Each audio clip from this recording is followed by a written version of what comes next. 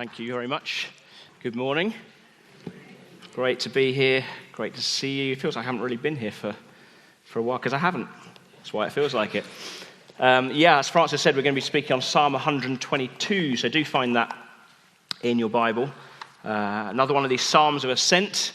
These Psalms of Ascent are songs which were designed to be sung by the Israelites, by God's people, as they marched up the hill, walked up the hill towards Jerusalem to worship. And Jerusalem is the center of worship in that nation. It's really, really important. It's where great worship festivals and feasts would be held, and people would pack into the city from all over Israel. It's where the tabernacle is. The tabernacle is really important, and where the future temple would be built not very long after this was written, which includes the Holy of Holies, which is where the very presence of God dwelt.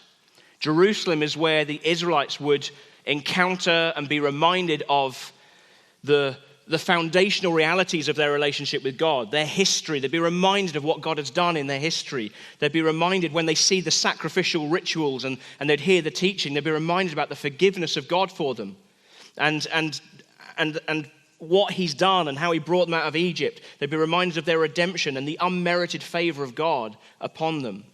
Jerusalem is the center of worship. It's the dwelling place of God, and it's vitally important in the life of that nation. And we see some of that reflected in this psalm. So we're going to read Psalm 122, which says, "I rejoiced with those who said to me, 'Let us go to the house of the Lord.' Our feet are standing in your gates, O Jerusalem. Jerusalem is built like a city that is closely compacted together. That is where tribes go up, the tribes of the Lord, to praise the name of the Lord, according to the statute given to Israel. There the thrones for judgment stand, the thrones of the house of David. Pray for the peace of Jerusalem. May those who love you be secure. May there be peace within your walls and security within your citadels. For the sake of my brothers and friends, I will say, peace be within you. For the sake of the house of the Lord our God, I will seek your prosperity." And so I'm going to make a couple of observations from this psalm about worship itself. Just to say up front, when I talk about worship today, I'm talking about a lot more than singing. I'm sure we all understand that. It's really about everything. It's about our whole lives, including specific acts of worship, such as we're here today to do, gathering to worship God. But it's really about our whole lives and worshiping with our whole lives. But this song that I've just read is being sung on the way to take part in an act of worship. And so I think it has a couple of things to tell us about worship itself. And then we're going to look at a couple of things which we can see here that result from a life of worship. Okay, so two observations about worship, two things that result from worship. So first observation, as we look at the first lines and we see this sense of delight in this psalm, as David writes here, is that worship is an expression of deep joy. Worship is an expression of deep joy. David says, I rejoiced with those who said to me, 'Let us go to the house of the Lord.'" When they told me, when they said, "We're going to the house of the Lord," I rejoiced. You know, this isn't a burdensome pilgrimage for him, this journey to Jerusalem. He's not kind of thinking, we've got to go to Jerusalem again. So boring there. There's nothing to do. What? No. There's deep joy running through this. David is rejoicing in the thought of approaching Jerusalem. The thought of gathering with God's people for this act of worship. There's a sense of excitement in here. Now, we went on holiday a couple of weeks ago to France. And we left at about 10 in the morning.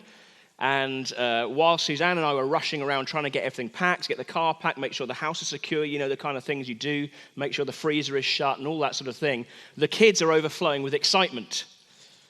You know, and it's kind of, we didn't have to get them out of bed that day. It was like, when are we going? Is it time to go yet? How long is it going to take to get there? I can't believe we're going. We're going to France today. We're going on holiday. It's going to be so much fun. It's going to be so good. There's so much to do there. And of course, the question comes after 5 minutes in the car. Are we nearly there yet? The three of them now think this is tremendously funny. It's a bit of a joke for them. They chorus together, "Are we nearly there yet?" But it's excitement. And you can imagine David like that, like an excited child, overflowing with excitement, overflowing with anticipation at where they're going and what they're going to do there. We are going. You can imagine him speaking to his family, "Kids, we're going to Jerusalem. We're going to worship God together in Jerusalem. It's not, Jerusalem again. No, he says, our feet are standing in your gates, O Jerusalem. It's like, I can't believe it. We're here. We are here where God dwells. We get to be here. We get to put our feet in this place. How could that be? How could it be? And there's just a sense of wonder and excitement and deep, deep joy. Worship is an expression. It's a result of deep joy. Now, where does this joy come from? Well, it's the same for David as it is for us, because David knows how much he and the Israelites get it wrong and mess things up and live in ways that are offensive to God, and yet here we are. We get to stand in the gates of Jerusalem. We get to stand in the presence of God, a forgiven people. The joy of worship for David, just as it is or just as it should be for us, is the recognition of grace. The grace of God, the lavish, abundant, wonderful grace of God. The shocking reality that people like you and me would be accepted into the presence of God for eternity. And it is shocking. It is outrageous, and we so easily lose sight of it.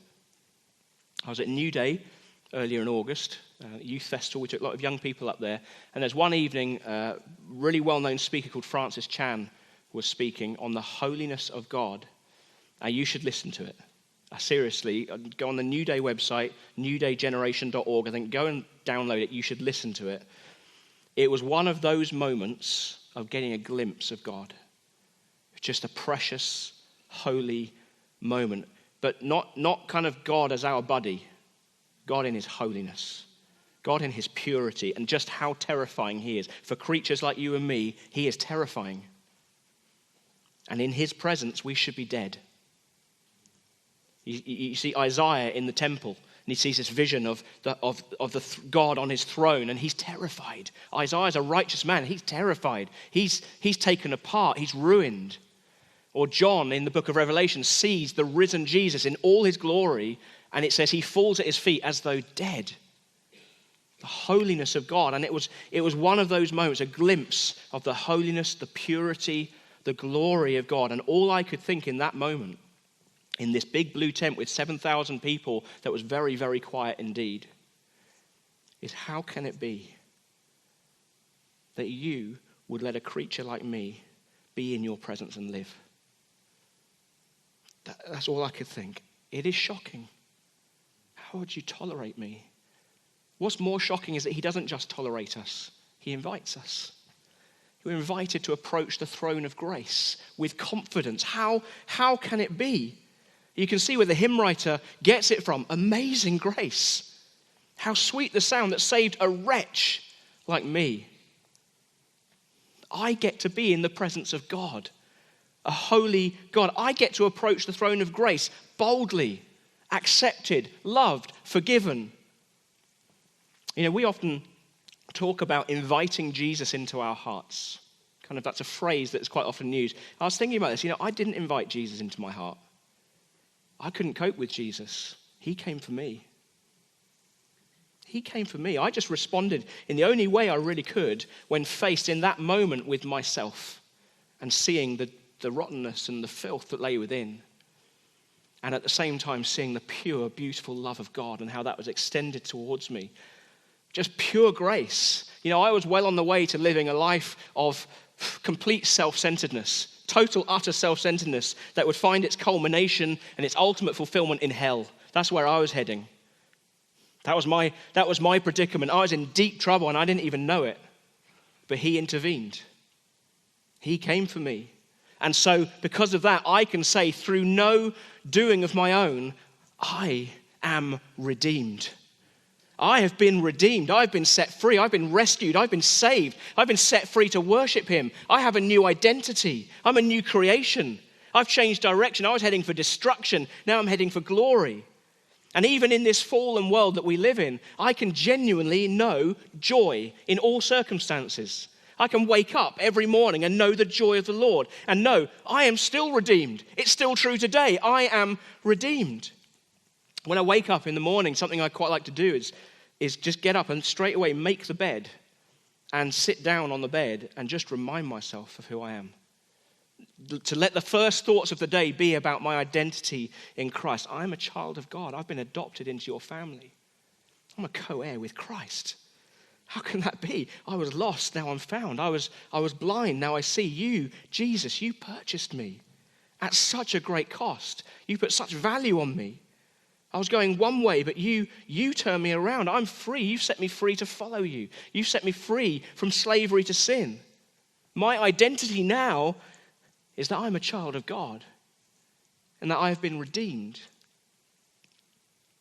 It was George Muller who said, the first great and primary business to which I ought to attend every day is to have my soul happy in the Lord.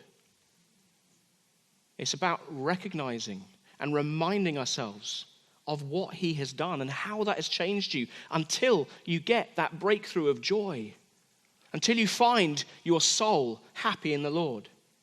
And it's the joy of the recognition of grace that leads to worship. It's that deep-seated joy of grace, the grace of God, which means a follower of Jesus can say, even in the most terrible of circumstances, but I am redeemed. And so I will worship you. Even in these circumstances, I am redeemed.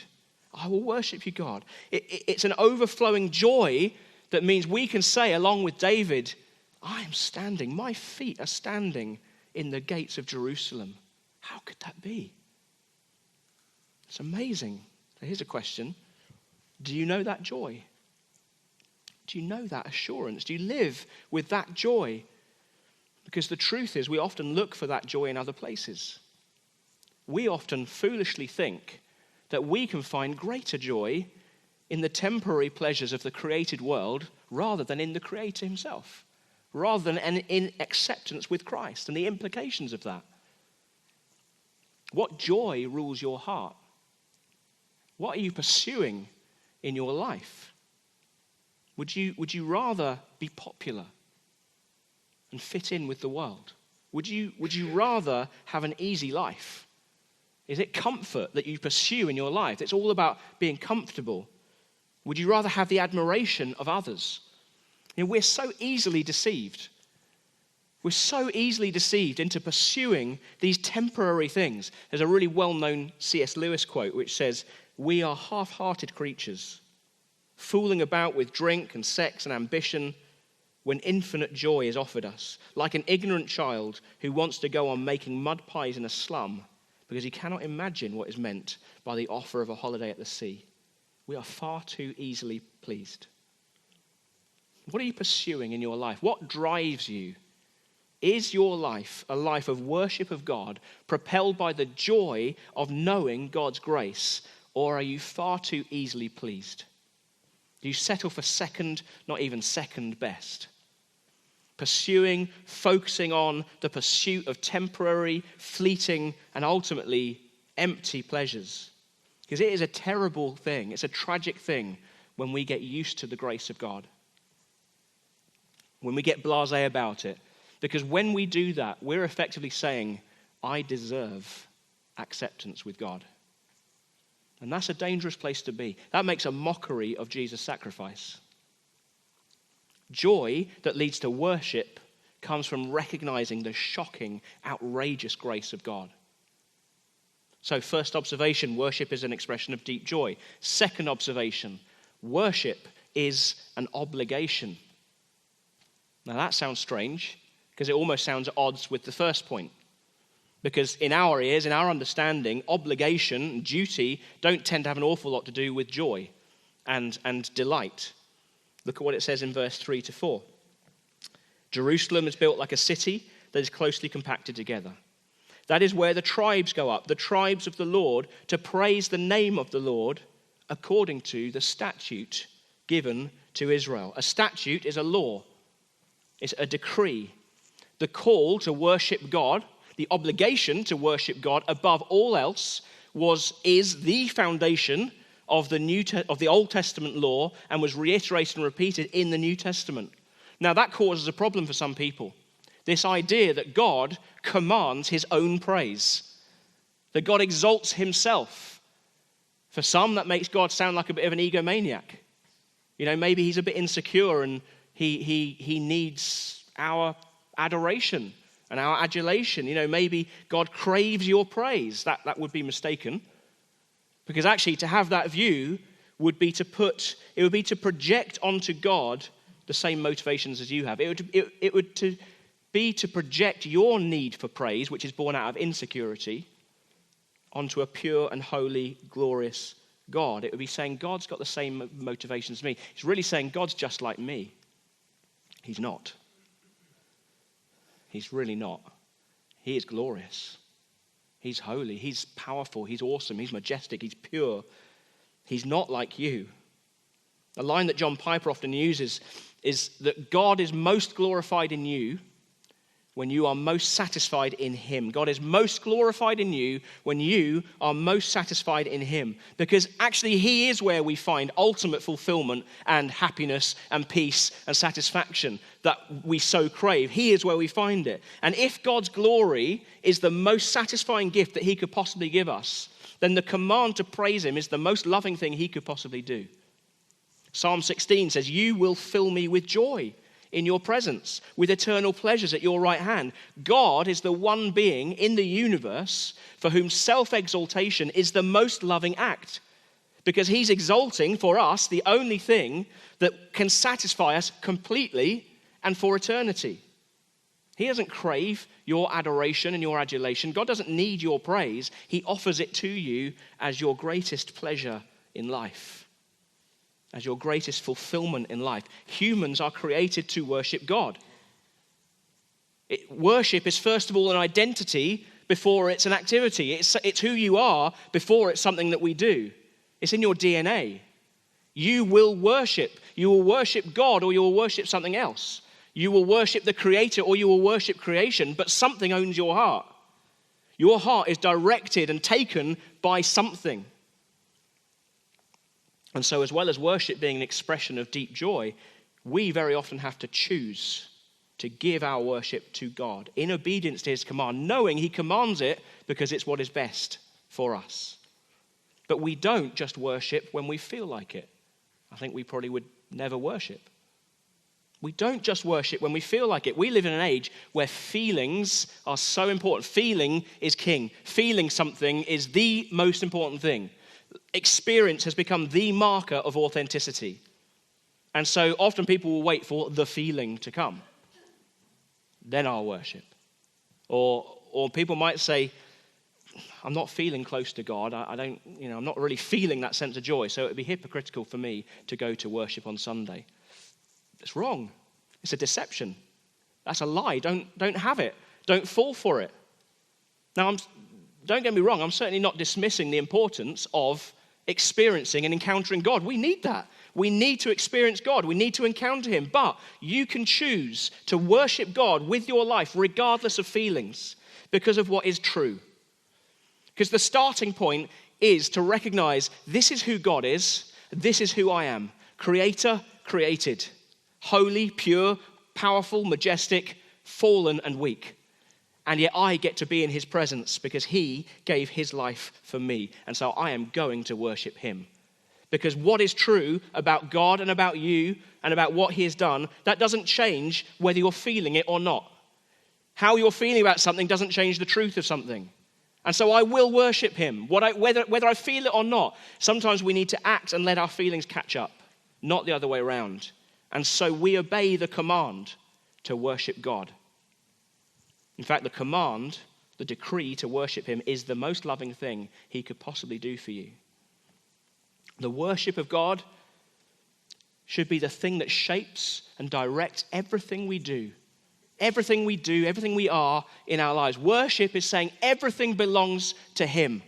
Everything belongs to him. Everything I have, everything I am, the breath in my lungs is from him.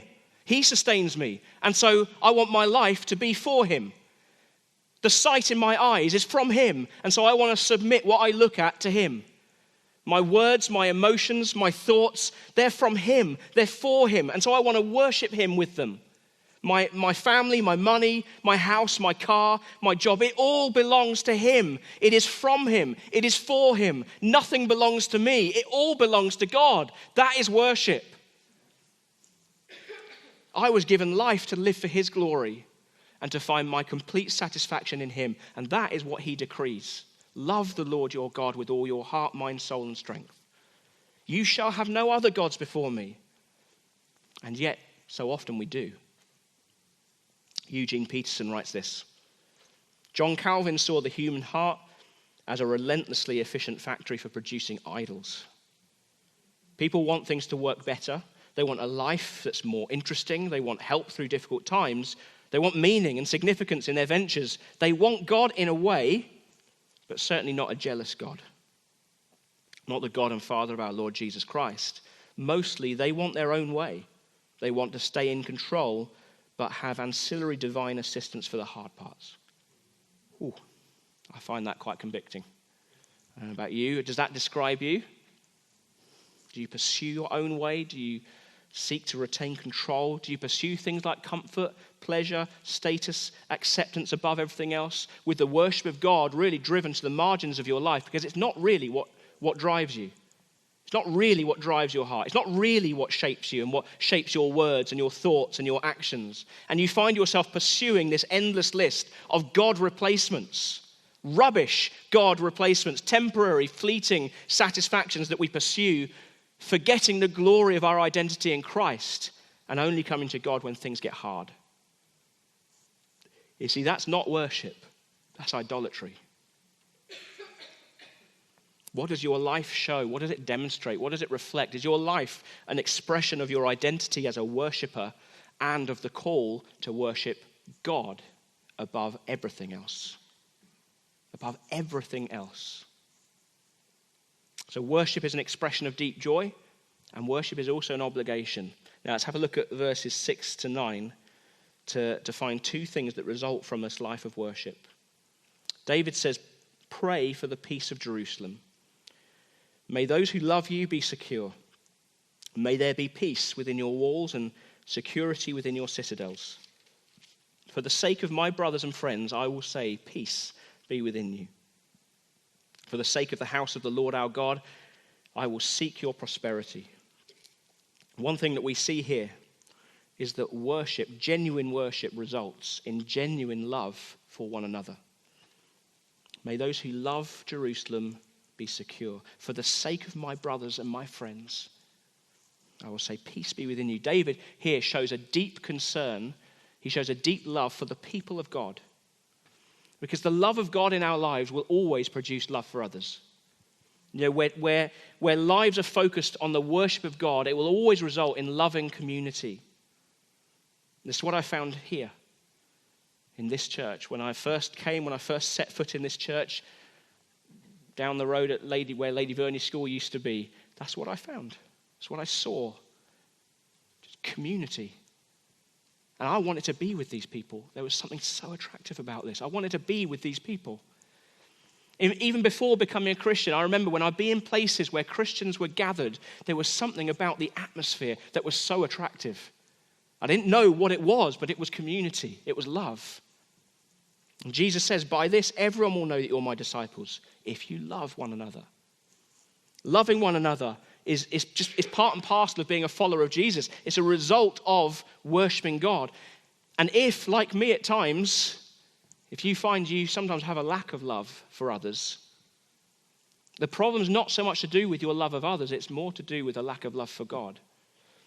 Ultimately, the problem of that boils down to the worship of self rather than the worship of God. Because when I worship me instead of worshiping God, that's going to make having genuine love and genuine concern for others really difficult. Because if I make a move towards you, if I seek to build relationship with you, it's not for the love of you, it's for the love of me. It's about what I can get out of the friendship. Maybe you have something that you can offer me that's going to benefit me, and then if you don't, well, I'm out of here. I'm not really interested.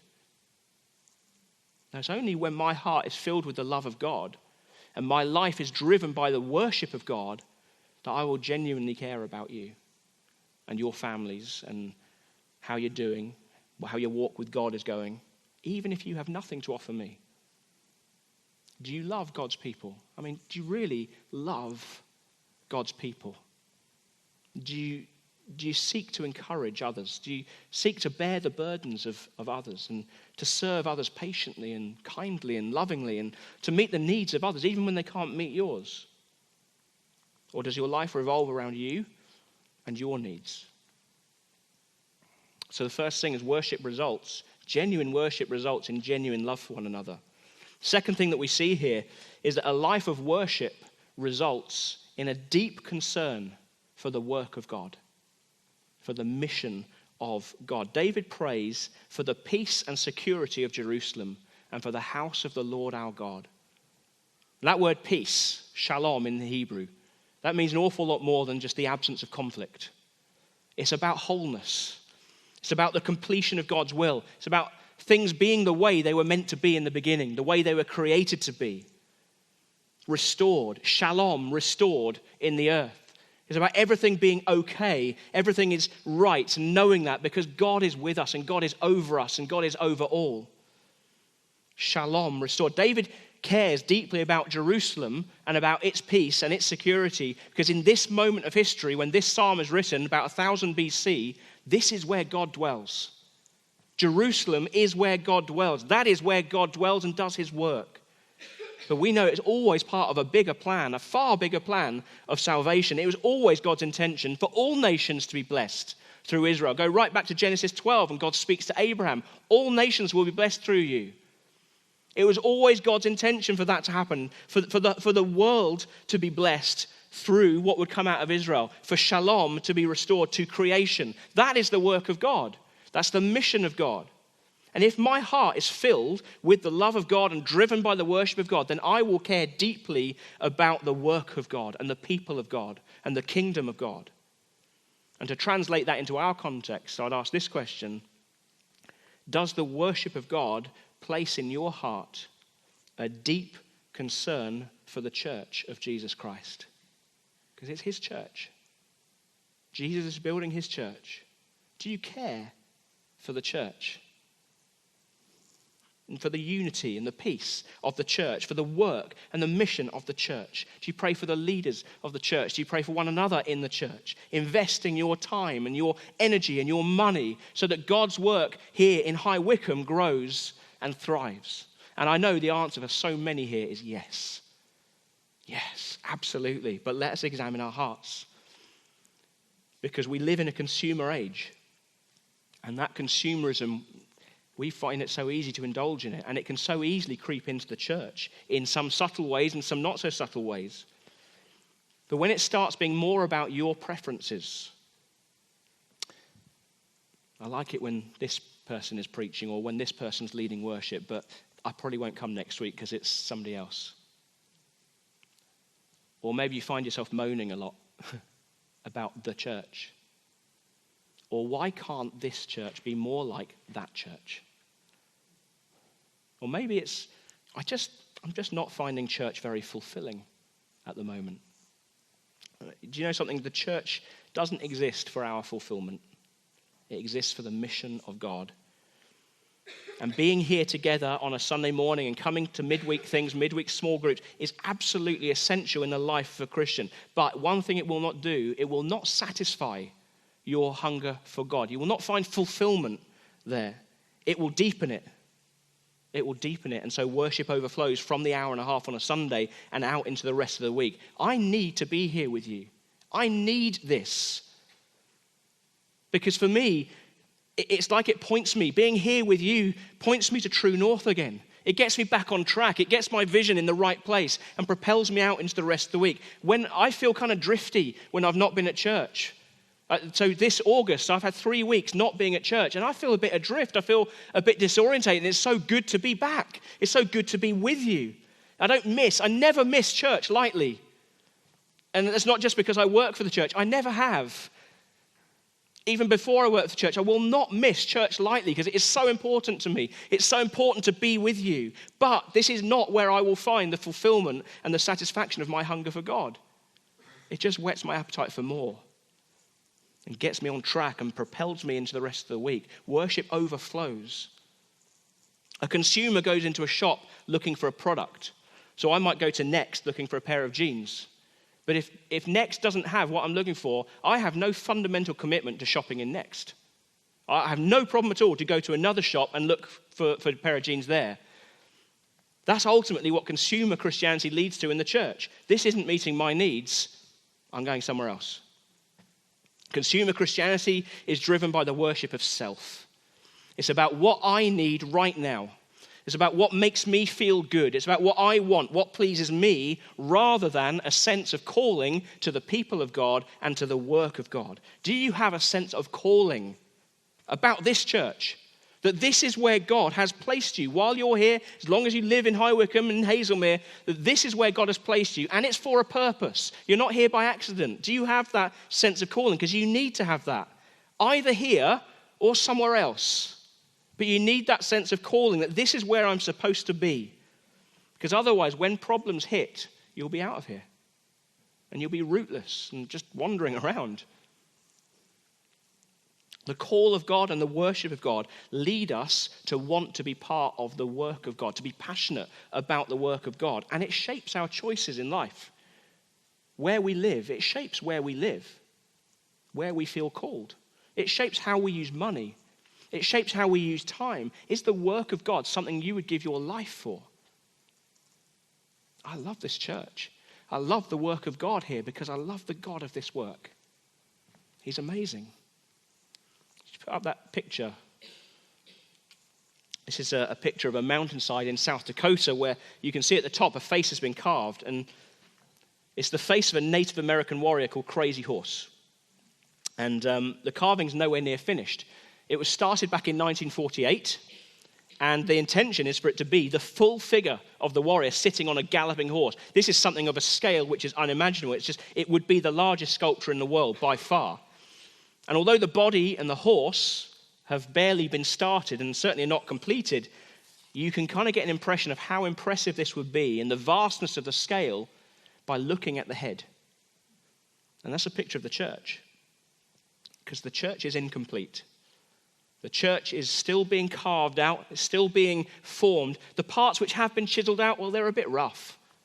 They're a bit shapeless, they're a bit messy. But the head of the church, Jesus, well, he's magnificent. He's perfect, he's beautiful, he's complete. And when we fix our eyes on the head, when we focus our worship, the worship of our lives on Jesus, then we will stop focusing on the imperfections of the body. And we will be filled with hope that one day this body will be completed.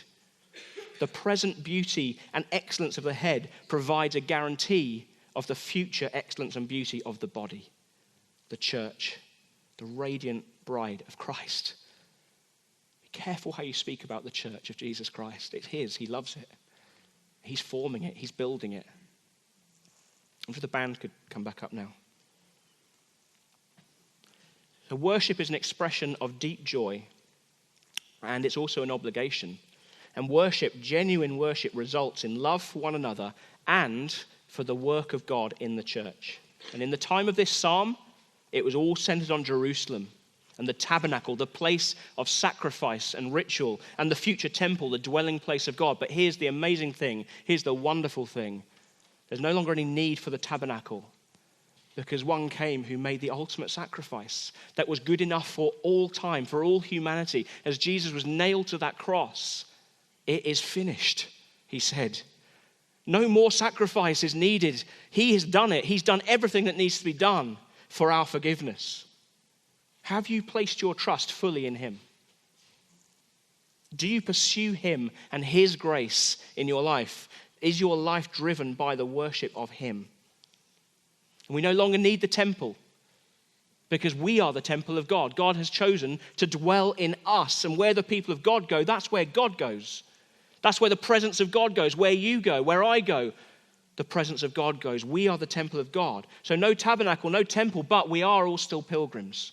We're still on a pilgrimage. We're still on this journey through life. But the amazing thing is, because of what Jesus has done, we get to march up the hill towards a new Jerusalem, towards the new heavens and the new earth, a new creation, towards this place of shalom restored. And we get to march together. We get to be with one another, encouraging one another, spurring one another on, joyfully singing songs of worship as we go. We get to say, I am redeemed.